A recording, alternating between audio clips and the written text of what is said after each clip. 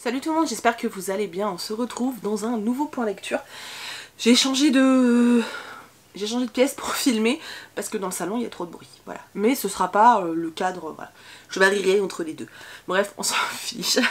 Aujourd'hui je vais vous parler de 4 romans et d'un 5e dont je vais pas trop vous parler parce que c'est un abandon. Ça fait longtemps que je vous ai pas parlé de mes abandons, mais là j'avais envie d'en parler avec vous parce qu'il fait partie de ma pile à lire pour les aliénales et du coup j'avais vraiment envie d'en parler avec vous. Voilà. Donc du coup on va parler de 5 romans, non, oui de 5 romans, 4 que j'ai lus, terminés et plus ou moins aimés, et un 5e que j'ai malheureusement abandonné.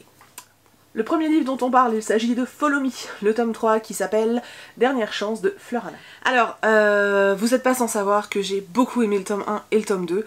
J'ai découvert La Plume de Fleur Anna il y a peu de temps, je me suis fait les 2 livres de la saga Season Song, et puis bah là du coup, je me suis fait la saga Follow Me. Et le tome 3 est juste, à mon goût, le meilleur. Je me suis éclatée, je me suis régalée, j'ai ri, j'ai souri, j'ai trop aimé. J'ai vraiment trop aimé ce tome, il est génial en fait, il est vraiment génial. Donc dans ce tome 3, on suit Sofiane et Audrey. Donc je sais pas si vous vous souvenez, dans les autres tomes, en fait, on suit un groupe de jeunes personnes qui travaillent dans un cabinet infirmier, donc principalement des hommes. On avait Ange, Anthony, donc Sofiane, et Audrey, donc les 4 travaillent tous les 4 dans un cabinet d'infirmiers, et ils sont colocataires. On avait suivi dans le tome 1 une romance entre Ange et Lise, ensuite on a suivi dans le tome 2 une romance entre Anthony et Margot, et là on suit Sofiane et Audrey. Alors je vous spoil pas vraiment parce que dès la fin du tome 1 on va dire, quand on découvre vraiment le groupe de potes etc, on voit qu'il y a quelque chose entre Audrey et Sofiane. Ils s'envoient des pics constamment, ils sont complètement différents l'un de l'autre, et malgré ça on sent en fait qu'il y a un véritable attachement et c'est tellement mignon. Moi j'ai adoré ce tome, surtout grâce à Sofiane. Je trouve que c'est un personnage, il est génial, il est hyper sarcastique, il se sert de l'humour pour se protéger et se défendre, il envoie tout le temps des petits pics, voilà, c'est un personnage dont je me sens particulièrement proche.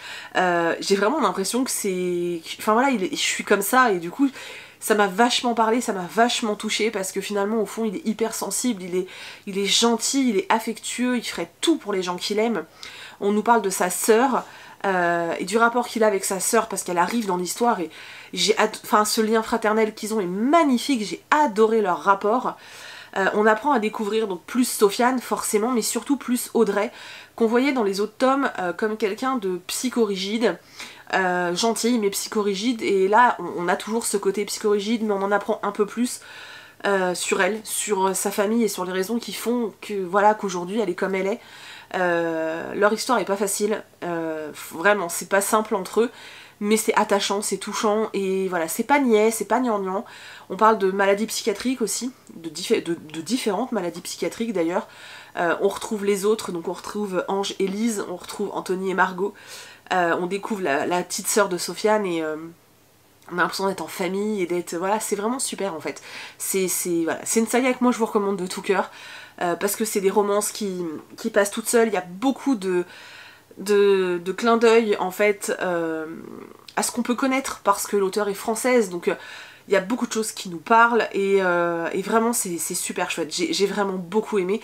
Voilà, et sincèrement ce tome 3 c'est juste celui que j'ai adoré, j'ai vécu des trucs dingues avec, j'ai eu du mal à le lâcher je dois dire, et j'aime toujours autant La Plume de Fleur Anna, voilà. Il me reste un livre je crois dans ma palle, mais après je vais être triste, comment je vais faire?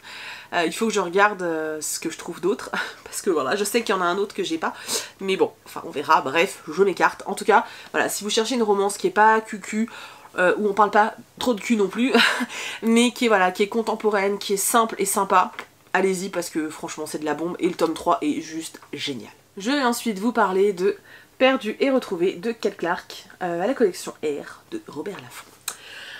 Vous êtes pas sans savoir que j'entame toujours des livres, ça fait 2 fois que je dis vous êtes pas sans savoir, non? C'est très étrange. Bref, que j'ai toujours tendance à entrer... Enfin, j'aime vraiment beaucoup en fait les livres de Kate Clark, et du coup j'ai toujours tendance à entrer dans ces romans avec beaucoup d'attentes, ce qui a créé une grosse déception pour l'un d'entre eux, mais de façon générale j'aime toujours vraiment beaucoup ce qu'elle fait. Et voilà, quand j'ai appris qu'un nouveau livre de Kate Clark allait sortir, en plus je crois qu'il réédite les autres d'après ce que j'ai cru comprendre avec d'autres couvertures, Et bref, donc voilà, quand j'ai vu qu'il y en avait un nouveau, je me suis dit bon, c'est le moment de sortir celui-ci qui est le dernier de ma palle. Parce qu'il y en a un autre que j'ai pas lu, le seul que j'ai pas lu je crois que c'est Confusion, qui ne m'intéresse pas du tout, j'ai pas du tout envie de le lire. Du coup celui-là c'était le dernier, et c'est vrai que je le gardais. Alors, j'ai bien aimé, voilà, j'ai vraiment bien aimé. J'ai quasiment autant aimé que Revanche. J'ai trouvé ça vraiment cool. Ensuite, deux sœurs, Faith et Laurel. En fait, Laurel a été kidnappée, ou en tout cas elle a disparu quand elle avait 6 ans, il me semble. Sous les yeux de sa petite sœur, donc sous les yeux de Faith, qui elle avait 4 ans. À partir de ce moment-là, ils n'ont absolument plus jamais entendu parler de Laurel. Et la famille a un peu éclaté, le père est parti vivre avec quelqu'un d'autre, la mère est dans une dépression totale, elle a du mal à accepter en fait la disparition de sa fille. Laurel vit, non, Faith, donc celle qui est restée, vit un peu dans l'ombre de sa sœur parce qu'en fait elle passe son temps, si vous voulez, dans la famille personne n'oublie Laurel et du coup Faith a vachement de mal à trouver sa place, on le sent quand même vraiment très très fort. Et en fait, voilà, donc on est dans cette configuration-là. Et ça fait 13 ans que Laurel a disparu quand un jour le téléphone sonne et qu'on annonce à la mère qu'on a retrouvé Laurel dans le jardin de leur ancienne maison, qu'elle est vivante et qu'elle était là avec son ours en peluche, celui qu'elle avait dans les mains quand elle s'est fait kidnapper. Voilà, donc à partir de là, Laurel va réintégrer sa famille, va devoir apprendre à revivre avec une famille qu'elle ne connaît plus puisque ça fait 13 ans qu'elle ne les voit plus, une famille qui a changé, des gens qui ont vieilli, grandi, en plus ils ont déménagé, donc voilà, il va falloir qu'elle se réhabitue à tout ça, tout en essayant aussi de guérir de ce qui lui est arrivé puisqu'elle a été séquestrée, maltraitée, violée, etc. Donc voilà, il faut qu'elle guérisse de ça. Et on va se rendre compte au fur et à mesure que finalement c'est pas tout rose et que la relation entre Faith et Laurel a beau avoir l'air idyllique, elle cache quelque chose et c'était vachement sympa. La fin m'a surprise, j'avais un petit doute mais je me suis dit non, l'auteur a pas été quand même, enfin elle a pas été vers ça et en fait si, donc voilà, c'était quand même super cool. Maintenant il y a un truc qui m'a un peu chagriné tout le long de ma lecture, c'est que moi je m'attendais clairement à avoir un peu plus de... qu'on nous parle un petit peu plus en fait de ce qui avait pu arriver à Laurel. Pas dans le côté malsain, pas dans le côté pervers, genre je veux savoir et tout, non, mais vraiment genre essayer de mener une enquête, savoir qui l'a kidnappé, pourquoi. Voilà, je pensais vraiment qu'on serait plus là-dedans et en fait on l'est pas du tout. On est vraiment plus dans Laurel réintègre sa vie, qu'est-ce qui se passe, comment les gens autour d'elle le vivent, comment elle le vit, et ensuite on a une explosion finale comme le fait tout le temps Kate Clark de toute façon. Ça reste un des romans que j'ai de Kate Clark, faut peut-être que je finisse mes phrases, que j'ai vraiment beaucoup aimé. J'ai passé un très bon moment de lecture et ouais, moi voilà, comme Revanche, c'est les deux que je recommande le plus parce que c'est vraiment moi personnellement les deux que j'ai aimé. C'est pas un livre que je relirais parce que si on connaît la fin, pour moi ça n'a plus d'intérêt. Du coup voilà, j'ai passé un super moment, c'est pas un livre que je relirais mais c'est un livre que je peux vous conseiller si vous avez envie de découvrir Kate Clark. Parce que franchement ça le fait, voilà, c'est tout. On va ensuite passer à un livre de Karina Rosenfeld, donc il s'agit de Eve, Entité Vigilance Enquête. Donc c'est un livre qui est édité aux éditions Syros.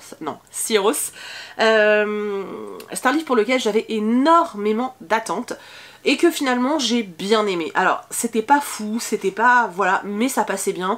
Je l'ai lu sur une après-midi, c'était vraiment cool. Bon, c'est écrit vraiment très très gros. C'est très... c'est écrit très très gros, c'est très espacé, il y a des grandes marges et tout. Et c'était plutôt sympa, c'était pas complètement dingue, mais c'était plutôt sympa et je trouve que pour un livre jeunesse, c'est quand même vachement cool. Et je pense qu'effectivement si je l'avais lu à 16 ans, un truc comme ça, ça m'aurait peut-être complètement wouh. Mais là j'ai lu tellement de livres que je suis moins surprise, je pense, je suis plus difficile à étonner et à épater ou je ne sais quoi. Bref, donc, dans cette histoire, on est dans un monde où il n'y a plus de meurtre. Alors je sais pas si vous avez vu Minority Report, mais alors moi ça m'a trop fait penser à ça. C'est-à-dire qu'en fait, bon, dans Minority Report, ils voient les meurtres avant qu'ils se produisent, donc on est arrêté avant d'avoir commis l'acte. Là c'est pas ça. Là chaque personne, chaque humain a une puce implantée qui fait qu'en fait une intelligence artificielle composée de plusieurs Eve peut voir en temps réel ce qui se passe en fait, ce que vous êtes en train de faire, etc. Alors les Eve n'entendent pas ce que vous dites, par contre elles voient les gestes et les actes. Du coup elles envoient des AII, donc c'est genre les flics quoi, pour venir vous arrêter si vous êtes en train de commettre un délit ou un crime. Nous en fait on va commencer le livre avec deux gars qui sont en train d'essayer de se... Enfin il y en a un qui essaye de vendre une pilule à l'autre en lui disant si avec cette pilule tu vas devenir invisible aux yeux des Eve et tu vas voir tu pourras faire ce que tu veux. Finalement leur plan foire, ils se font arrêter. Et quelques temps plus tard, une jeune femme qui s'appelle Eva Lewis, qui travaillait justement au sein de la société qui contrôle et qui s'occupe et qui entretient les Eve, qui était stagiaire là-bas, en fait, va se faire tuer. Le problème, c'est que l'entité Eve, donc l'une d'entre elles, on va juste dire Eve, en fait, elle voit le meurtre se passer, donc elle voit qu'il arrive quelque chose à Eva, mais elle ne voit pas la personne qui tue Eva, en fait.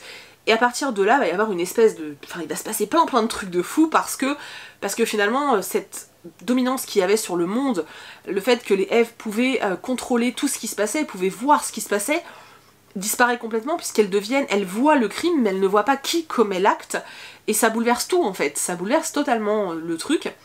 Et nous on va suivre principalement Eve, donc l'une des entités, qui en fait, je vous explique pas comment, mais va réussir à prendre possession du corps d'Eva et va vouloir comprendre ce qui est arrivé à Eva en fait, et va aussi découvrir ce qui est être humain, parce que les Eve elles ne reçoivent rien, c'est des intelligences artificielles, point barre quoi.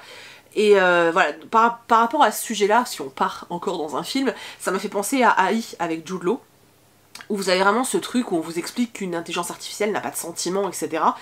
Et là, il y a un peu de ça aussi, Eve qui intègre un corps humain, qui entend pour la première fois, qui voit à travers des yeux sans que ce soit à travers le regard de quelqu'un d'autre, qui essaye de vivre cette vie d'humaine, mais qui finalement n'est quand même qu'une entité, qu'une intelligence artificielle, et qui doit aussi continuer à guetter ça. Il y a cette enquête pour savoir qu'est-ce qui est arrivé à Eva et pourquoi certaines personnes deviennent invisibles aux yeux des Eve. Donc voilà, le sujet est vraiment super sympa, c'est vachement bien traité, c'est bien écrit, même si c'est très simple parce que ça reste de la jeunesse. C'était sympa, voilà, c'était sympa, je m'attendais à être un peu plus surprise, voilà, mais ça fait bien son job, on passe un bon moment, voilà, c'est plutôt chouette, je peux pas dire le contraire, c'est vraiment chouette. Mais c'est juste chouette en fait, il me manquait un truc pour que ça bâme complètement quoi, et je le regrette un petit peu quand même, voilà, mais sinon c'était quand même une bonne lecture. On va passer à une lecture que les gars j'ai juste mais adoré. On va donc parler de L'invasion du Tyrling de Erika Johansen. Voilà, donc il s'agit du tome 2 de La Reine du Tyrling, que je me gardais un petit peu parce que le tome 3 va pas tarder, mais il n'était pas encore, il n'était pas tout proche. Et j'ai adoré. Alors j'ai moins aimé que le tome 1, contrairement à ce que certains m'avaient dit. J'ai moins aimé que le tome 1, mais je pense que c'est simplement parce que dans le tome 1, j'étais totalement dans la découverte de l'univers, des personnages et tout. Et dans le tome 2, je les connais déjà, j'avais moins de découverte. Je pense que c'est pour ça. Par contre, alors je peux pas vous dire, enfin ceux qui l'ont lu vont comprendre, les autres je peux pas vraiment vous expliquer parce que je vous spoilerai. Mais en fait c'était hyper bizarre. Si vous voulez, c'est un livre... Le tome 1 est pareil, où les chapitres sont relativement longs, on est toujours dans des chapitres qui font entre 30 et 50 pages, voire un peu plus parfois, donc c'est toujours assez long. Une fois que j'ai terminé mon premier chapitre, j'attaque le 2, et là je me suis dit, attends, il y a un truc qui m'échappe, je me suis gourée de livres, il y a un problème à l'impression, qu'est-ce qui se passe quoi? Et c'était génial, ce retournement est juste incroyable, on apprend plein de choses sur la création du Tyrling, Kelsey, donc la reine du Tyrling, devient... une personne complètement différente, la Reine Rouge, donc celle qui fait partie de la méchante en fait. On apprend plein de choses de dingue sur elle, j'ai trouvé ça juste trop bien. Les rapports entre les personnages sont géniaux, l'ambiance est géniale, j'étais comme une dingue, et quand je l'ai fini j'étais dégoûtée parce que j'ai pas le tome 3 et que je veux la suite. J'adore cette saga, c'est génial, c'est de la bonne fantaisie, en plus là on a une espèce de... Moi j'ai eu le sentiment que pendant un moment l'auteur nous emmenait vers un truc un peu plus SF et je me suis dit wouh, il se passe quoi? C'était juste génial, elle arrive à nous mêler deux temporalités, elle arrive à nous mêler deux histoires en parallèle qui sont complètement différentes mais toutes les deux hyper attachantes, c'est-à-dire que quand on est dans l'univers d'une personne, on a envie de retourner vers l'autre, mais quand on est dans l'autre, on veut retourner avec la première. Enfin, c'est un truc de fou, j'ai adoré. Le nouveau personnage donc de Lily, je l'adore, je la trouve géniale. William Tyr, je le trouve extraordinaire. J'ai adoré ce bouquin, j'avais juste surkiffé le tome 1, donc c'était pas vraiment une surprise. Je vous recommande de tout cœur de tenter cette saga. oui, les livres sont gros, je suis d'accord, mais sincèrement, ça passe tout seul. Celui-ci, je me le suis fait en 1 journée et demie, malgré le fait que je travaille, hein, donc voilà, je l'ai fait en 1 journée et demie parce que c'est hyper addictif, parce qu'on est dedans, c'est totalement immersif. Moi, alors, ça m'arrive rarement parce que j'ai beau le lire souvent, je relève quand même souvent la tête, je vois l'heure, je check mon téléphone, etc. Là, en fait, quand je suis dans ces romans-là, j'ai du mal à relever la tête de mon livre, ce qui fait que je suis en train de lire, et puis d'un seul coup, je lève la tête, j'ai l'impression qu'il s'est écoulé 5 minutes, et en fait, je regarde l'heure, je me dis, waouh la vache, ça fait 1 heure et demie que je suis en train de lire, je m'en suis pas rendu compte parce qu'ils m'ont emmené autre part. J'étais dans ce monde du Tearling, j'étais avec les personnages en fait, et du coup, bah je vois pas le truc passer quoi. Et enfin, c'était juste génial, je peux que vous recommander de tout cœur cette saga. Voilà. Après, je sais qu'il y en a qui me disent que bah, les livres sont un peu chers, ils sont à 22 €. Je pense que ils sont trouvables d'occasion sûrement, et puis ils vont sûrement sortir en poche parce que ça cartonne de ouf. Il me semble d'ailleurs qu'ils sont prévus. Si j'ai l'info avant de publier la vidéo, je vous le mets quelque part, voilà, par là ou par là. En tout cas, je vous recommande de tout cœur, si vous osez pas encore foncer, c'est de la bombe en page. Voilà, j'adore, c'est génial. Vous noterez que je suis une pro de la chronique constructive parce que j'adore. C'est hyper utile pour vous dire pourquoi c'est bien, quoi. Du coup, maintenant, on va parler de mon abandon. Donc voilà, j'ai abandonné de l'autre côté du mur de Agnès Marot, aux éditions du Chat Noir. Alors, j'ai été jusqu'à 120 pages, c'est ça. Oui, je me suis arrêtée là. Donc, je suis allée jusqu'à la 128e page sur 300. Et j'y arrive pas. Je n'y arrive absolument pas. Je n'arrive pas à être prise dans l'histoire. Je ne supporte pas l'héroïne. Voilà, je suis intriguée quand même hein, parce que l'auteur a mis en place, parce que c'est quand même intéressant. Mais j'y arrive pas. Je n'y arrive pas. Je reconnais pas la plume d'Agnès Marot que moi j'apprécie. Je crois que c'est un de ses premiers romans aussi. Et voilà, moi ceux que j'ai lus derrière, donc IRL, Quelques pas de plus, m'ont bien plus touchée, j'ai bien plus aimé la plume que dans celui-ci. Celui-ci ne me parle absolument pas, je n'arrive pas à me mettre dedans, je l'ai commencé, je l'ai mis en pause, j'ai voulu y retourner, j'y arrive pas. Je me suis dit, c'est bon, laisse tomber, n'insiste pas, j'ai pas envie de me braquer sur un roman comme ça. Alors oui, il est magnifique, mais vraiment, il est à tomber par terre. Je suis très triste de ne pas avoir accroché parce qu'en plus, vous savez que j'aime vraiment énormément Agnès Marot, autant l'auteur que la personne, et c'est vrai que bah ça me fait mal au cœur parce que voilà, j'aurais eu envie d'aimer ce livre mais j'y arrive pas. Donc voilà, du coup j'ai préféré arrêter plutôt que de me braquer complètement sur le roman. Donc voilà, donc c'est un abandon. Ça faisait longtemps que j'avais pas abandonné un livre, mais c'est un abandon. Du coup, donc voilà, ça en est tout pour cette vidéo. J'espère sincèrement qu'elle vous a plu. N'hésitez pas à me dire dans les commentaires si vous avez lu certains de ces livres, si vous avez aimé. J'ai vu sur les réseaux sociaux que vous êtes vachement nombreux à avoir sorti des Outrepasseurs de votre palle. Ça me fait infiniment plaisir. J'espère sincèrement que vous vous êtes éclatés en découvrant...